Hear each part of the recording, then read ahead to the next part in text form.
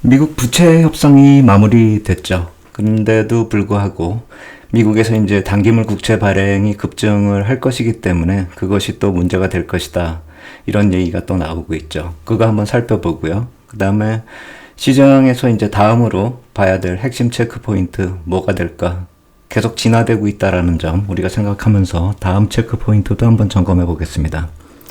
일단 이 금리 변화에 따라 가지고 그 발행되는 그 채권의 듀레이션이 변화되고 있다라는 거는 우리가 좀 살펴봐야 될 거예요. 그러니까 예를 들어서 제가 이렇게 빨갛게 표시한 2020년부터 2015년까지 이때는 이 빌, 그러니까 단기물 발행량이 그다지 크지가 않거나 좀 줄어드는 그런 모습이었죠. 그리고 2020년에서 2022년 요 사이도 멈춰 있거나 아니면 아래로 내려왔어요. 이 당시에는 금리가 거의 제로 금리로 유지했었던 또는 이제 하락을 급격히 하락하던 그때죠. 그러니까 이때는 오히려 중장기물이 선호가 됐었다 이렇게 보시면 되죠. 중장기물이 많이 늘어나죠. 이렇게. 그리고 최근에는 중장기물이 또 정체가 되어 있습니다. 금리 자체가 높다라는 점이죠. 그래서 한번 그 결산 자료 한번 제가 볼게요. 미국 쪽에서 재무부가 채권 발행된 결산을 매년 말에 했던 그 자료입니다. 이쪽 위쪽에서 보면은 이 단기물들 여기 4주짜리, 8주짜리, 뭐 13주짜리 뭐 이렇게 나오잖아요. 이건 이제 네트로 봤을 때 만기물보다 이제 발행된 것이 적기 때문에 이렇게 줄어들었다는 얘기고요. 그리고 이거는 이 줄라이부터 september 기간, 요 기간 동안에, 이 분기 동안에 이렇게 줄어들었고, 연도로 봤을 때 2021년 전체적으로도 줄었고, 그리고 그것이 이쪽 중장기물로 넘어왔다. 이 얘기를 하는 겁니다. 2021년도에요. 그리고 2022년도도 마찬가지입니다. 이쪽에 연도상으로 놓고 봤을 때 단기물이 줄었고 그것이 이제 중장기물로 갔다. 지금하고는 정반대의 상황이 벌어지고 있는 것이죠. 지금은 단기물 발행 쪽이 좀 많아지고 있죠. 그래서 그것이 이제 기준금리하고 어떤 상관이 있는가? 보면은 이 발행금리 레벨에 따라서 우리가 좀 이 선호도가 틀려지고 있다는 것을 우리가 알 수가 있죠. 아까 말씀드렸듯이 이쪽 2016년부터 2019년 이때는 이제 금리가 기준금리가 이제 올라가니까 당연히 금리도 올라가겠죠. 그래서 그 이전에는 이제 이쪽 그 제로금리 이때 이렇게 있잖아요. 이럴 때는 이제 그 중기물 발행을 선호를 하죠. 요 움직이기 전까지는. 그리고 이때도 그렇고. 그래서 제로나 여기 써 있듯이 제로 또는 절대 저금리 레벨에서 중장기 국채 발행을 선호한다. 왜냐하면 장기로 발행을 해야 되니까 낮을 때 발행하는 게 유리하잖아요. 당연히. 그러니까 제로 또는 절대 저금리 레벨 이럴 때. 그리고 이렇게 올라가고 할 때 이때는 단기물을 많이 늘린다.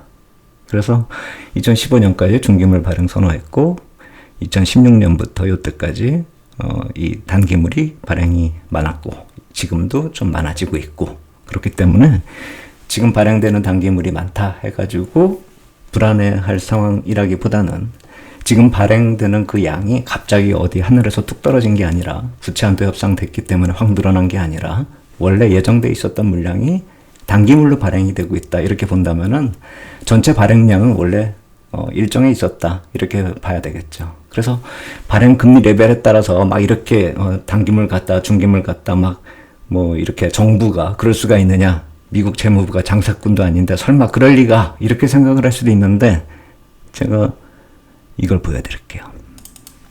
재무부는 장사꾼이 아니에요. 근데 재무부한테 이 자금 조달 계획을 자문하는 이 자문 모임이 있어요. TBAC. 여기 멤버를 한번 보십시오. 체어맨이 골드만삭스 쪽에 계신 분이에요. 이분 베스 하막. 그리고 바이스 체어맨 CT에 있습니다. 그리고 여기 구성원들 보세요. 핌코, 뱅가드, 브리지워터, 피델리티, PNC, 뱅크 오브 뉴욕 멜론, BOA, 모건 스탠리, JP 모건. 이 정도면 대강 짐작가죠. 도이치도 있고요. 이분들은 트레이딩의 대가들이죠. 보시면 다 채권 쪽에서 한가닥 하시는 분들입니다. 이분들이 자문을 하고 있기 때문에 미국 재무부 쪽에 유리하게 상황에 맞춰서 발행이 될 수 있게끔 자문을 할 수 있다라고 생각이 되고 그것이 실제로 반영이 되고 있다 이렇게 생각을 하시면 되겠습니다. 그렇기 때문에 단기물이 발행되는 게 미국의 위험이 증가하고 있다. 그렇게 보시려면 골드만삭스나 시티나 이 나머지 분들 이분들보다 미국 채권에 대해서 더 많이 이해를 하고 깊이가 있으시다면 그렇게 해석을 해도 되는데 지금 상황에서는 이분들의 의사결정을 어느 정도 시장 상황하고 맞춰가지고 우리가 이해하는 게 그게 오히려 타당하지 않을까 이렇게 생각이 됩니다. 그래서 제가 이 대목에서 구성요소 시장을 이제 시장에 반영을 시키는 어떤 재료의 구성요소가 있잖아요. 그 진행에 있어서 지금 얼마만큼 우리가 어느 쪽으로 접근을 해야 되는지 한번 짚고 넘어갈게요. 우리가 인플레이션이 발생이 돼서 이 연준에서 이 패드의 통화정책이 발생이 됐고 그것이 금리나 유동성에 영향을 미치는 건 우리가 누구나 다 알고 있죠. 그리고 이제 그것이 자산시장 쪽으로 영향을 미치고 실물 경기 쪽에 이렇게 영향을 미쳐서 이제 인플레이션을 진정시킨다. 이게 목표잖아요. 근데 우리가 개별적으로 이제 투자자가 어떤 의사결정을 할 때 어느 단계에서 과연 의사결정을 할 수 있을까 생각을 해본다면 이 인플레이션이나 이 통화정책까지는 우리가 지켜보는 방법밖에 없잖아요. 여기 아무리 지켜본다 한들 뭐가 달라질 게 없죠. 근데 이 금리나 유동성 문제, 그러니까 채권 시장 같은 그런 쪽이 아주 이해가 되겠죠. 주식시장도 마찬가지고요. 근데 이제 최근에는 여기에 재정정책하고 국채 수급이 끼어들어서 혼란이 잠깐 야기된 거죠, 단기적으로.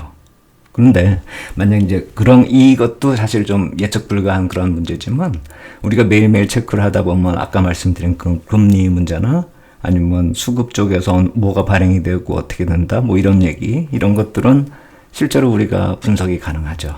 그래서 의사결정 과정에서 이제 예측을 하는 건 당연히 좀 예측을 하긴 하는데 그 예측의 비중을 좀 줄여야 된다는 것이죠.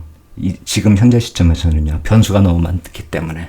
그리고 분석 가능한 그런 변수를 우리가 주기적으로 좀 접근해서 분석하면서 그 의사결정의 방향을 뭐 한 초반에 한 50% 잡았으면은 그것이 방향이 맞는지에 대해서 계속 우리가 다시 피드백이 필요하다라는 그 말씀을 드리는 것입니다. 그러니까 아마도 이 금리 문제나 자산시장 같은 경우는 미국 시장 한번 마무리된 다음에 우리 시장 쪽에서 또 어떻게 변화가 되고 있는가 이것도 한번 그러니까 하루에 한두 번 정도는 체크가 좀 필요하다. 이 시점에서 그걸 좀 말씀드리고자 그 말씀을 드리는 것입니다. 그래서 이거는 뭐 개괄적인 얘기니까 한번 짚고 넘어가는 것이니까 한번 참고만 하시고요. 우리가 투자 개별적으로 뭐 자신 있는 분야가 있잖아요. 뭐 통화 정책에 대해서 더 예측 가능하다 이렇게 생각하시는 분은 여기서부터 접근하시면은 성공 가능성이 더 커질 텐데 제가 봤을 때는 이 금리나 유동성 단계에서 타이트하게 접근을 하면 성공률 그래도 높을 거다 이렇게 생각이 됩니다. 이제 우리 지난주까지 이제 어떻게 또 그 자금 조달 시장 진행되고 있는지 요거 한번 짚고 넘어가면서 이제 얘기 진행시켜 보겠습니다. 초단기 자금 조달 시장이 좀 안 좋다라고 말씀드렸잖아요. CMB를 이제 막 발행하면서 캐시 매니지먼트 빌이요.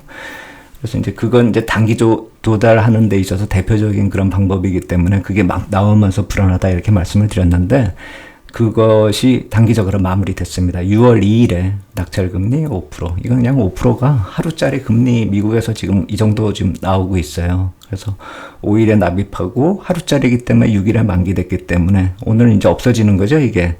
그래서 이제 마무리되고 있는 상황이다. 그리고 이제 앞으로는 뭐 또 있어요. 오늘 이제 어나운스 되면서 7일, 8일, 뭐 12일, 13일 이 단기물들 계속 발행이 되고 중요한 건 이거죠. 3년물, 10년물, 그 다음에 30년물. 이게 이제 13일에 발행이 돼요. 12일에 3년물에서 400억 불, 10년물 320, 그리고 12일에 10년물 있고 13일에 30년물 180억. 그리고 그 다음날이 FOMC 미팅입니다. 그래서 FOMC 미팅이 이렇게 있을 때는 시장 교란 요인이 좀 그나마 진정이 되죠. 한마디로 전쟁이 났는데 고도의 무기가 이렇게 노리고 있으면 거기 누가 적분이 뭐 근접 안 할 거 아니에요. 그래서 FOMC 미팅 근접해서는 큰일은 안 벌어진다 이렇게 보시면 되겠고, 입찰 진행이 어떻게 되면서 금리는 또 어떻게 진행이 되는지, 해외 투자자가 얼마나 참여하는지 이 정도만 좀 지켜보시면 될 것 같아요. 그래서 채권 시장 쪽은 이제 안정 흐름을 진입 시도하고 있다 이렇게 보시면 될 것 같아요. 이게 10년물 국채 선물인데 제가 이 거는 요 사이에서 기술적으로 움직이고 있는 그런 상황이고, 반락했다 해서 또 무서워할 일은 아니라고 봅니다. 이 금리들 제가 1개월, 2개월, 3개월, 4개월 이렇게 쭉 여기 표시했잖아요. 점차 안정 추세로 들어가려고 시도하고 있다는 점을 놓치면 안 될 것 같습니다. 그래서 또 요 하단까지 내려왔다가 다시 반등하면서 이제 안정 흐름을 진입하고 있다 이렇게 보시면 될 것 같고요. 또 하나 이제 증거로 제가 말씀을 드리는 거는,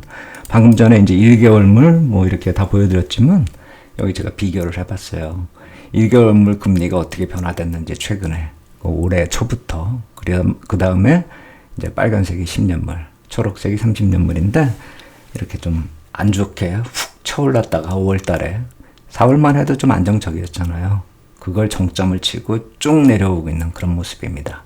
지금은 1개월물이 가장 시장 상황을 잘 알려주고 있죠. 아마 다음 주 되면 더 내려오면서 좀 안정화되면은 이제부터는 국채 시장 그다지 부담스럽게 볼 필요는 없지 않을까 이렇게 생각이 됩니다. 그래서 지금 시장에서 단기물 발행 때문에 뭐 걱정이다 이런 얘기는 제가 오늘 이 말씀드린 내용들을 잘 생각해 보시면은 그렇게 겁낼 상황이 아니다. 그리고 아까 말씀드렸듯이 어떤 데이터에 대해서 우리가 미리 알고 있었다라면, 그러니까 단기물 발행이 원래 예정돼 있었던 거란 거 제가 미리 전부터 말씀을 드렸잖아요.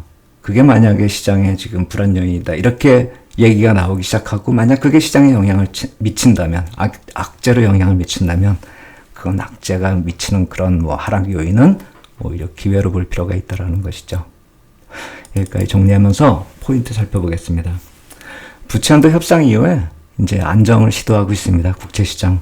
완전히 안정적으로 되는지는 다음 주에 발행시장 보면서 다시 말씀을 드리겠고, 이러한 금리 문제가 안정이 되면서 향후에 아까 말씀드렸던 금리 경로에 따라서 국채 발행이 또 틀려질 거예요. 뭐 단기물을 발행 많이 할 건지, 중기물을 많이 할 건지, 그런 거에 따라서 자산시장 또 흐름이 바뀌어지기 때문에 최근에 이제 나타나는 불안 요인이 6월 FOMC 회의, 이때 금리 경로를 보면서 또 시장이 분위기가 틀려질 거예요. 그래서 이때를 1차 변곡점으로 보면 되겠고, 더 구체적으로는 8월 초에 이 다음 분기 이 자금 조달 계획이 확정이 되거든요. 그러면서 그걸 확정된 근거를 가지고 잭슨홀 미팅에서 또 패드가 어떤 새로운 그런 정책을 시도할 그럴 가능성이 아주 큽니다. 그래서 그때까지 이제 지금 6월부터 8월까지는 뭐 아직 좀 시간이 남았잖아요. 거기서 나오는 이제 패드에서 나오는 리서치 자료나 또 컨퍼런스에서 어떤 내용이 나오는지 지속적으로 모니터링이 매우 중요하다. 물론 제가 여기 돌발악재라고 써놨잖아요. 이렇게 좀 긍정적으로 변화되려고 할 때 항상 돌발악재가 조금씩 나와가지고 시장 좀 흔들 때가 있어요. 이거 우리가 좀 단기적으로는 좀 조심할 때가 아닌가. 그러니까 시장이 좀 막 좋아지는 듯한 이런 분위기가 오히려 돌발악재가 나타날 수 있는 그런 상황이라는 점에서 돌발악재 좀 생각하면서, 이거는 제가 저렇게 말씀을 드리는 거죠. 해징 포지션 같은 거는 항상 좀 생각을 하면서 접근하자. 그리고 참고적으로 말씀을 드리면은 또 자료가 나온 게 있는데 제가 그건 따로 작성을 해서 말씀을 드릴 건데, 인플레이션 관련해서 자료 나온 게 있는데요. 세인트루이스 패드에서요. 향후 전망에 있어서 시나리오별로 접근을 하는데 한 서너 가지 시나리오를 얘기를 했더라고요. 근데 제가 쉽게 말씀드리면은 안 좋은 시나리오라고 하더라도 지금하고의 더 나빠지기보다는 지금하고의 거의 비슷한 상황, 그리고 나머지 시나리오든 이제 긍정적으로 변화될 가능성을 키우는 그런 얘기거든요. 제가 아까 말씀드렸듯이 이 패드 리서치에서 이 나오는 구체적인 수치도 중요하지만 어떤 이 스탠스의 변화가 나타나는지, 그 어떤 얘기의 톤, 그게 더 중요하거든요. 일단은 지금 나오고 있는 자료들이 좀 긍정적인 톤으로 변화되고 있다는 점들은 우리가 좀 생각해 볼 필요가 있겠다 이렇게 생각이 듭니다. 전체적으로 약간씩 긍정적으로 변화가 되고 있는데 어떤 변화의 그 방향이 결정이 되는 건 6월 FOMC 회의, 이제 정말 얼마 안 남았습니다. 이때까지 우리가 변수를 계속 좀 지속적으로 체크하면서 시장 볼 필요가 있겠다. 이렇게 말씀을 드리겠습니다. 여기까지 하겠습니다. 감사합니다.